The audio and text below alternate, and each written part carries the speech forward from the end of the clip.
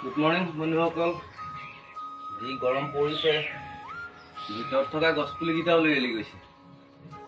গতিকে অকণমান ৰাতিপুৱা সদায় পানী দিওঁ, সেইকাৰণে অকণমান পানী দিয়া কাটিকে অলপ তচবজীয়া হৈ আছে। টিংখন চাপৰ যে গোটেই গৰমটো তললৈ নামি আহে টিঙৰ। গছপুলিকেইটা মূৰহি গৈছেগৈ। বাৰান্দাখনতে গছপুলিকেইটা ফুলপুলিকেইটা হৈ আছে, দেখিবলৈ ধুনীয়া লাগে, সেইকাৰণে প্ৰতিপাল কৰি থাকোঁ। আমাৰ ভগা চিগা ঘৰ, তথাপিতো এই টাবকেইটাই বাৰান্দাখন অকণমান পুৰণি কৰি ৰাখে।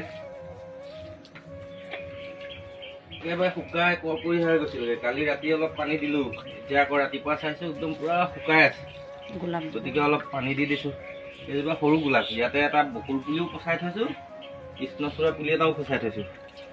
অকণমান ডাঙৰ হ'লে ইয়াৰ পৰা আঁতৰাই আনি পেলাই ৰুবগৈ লাগিব।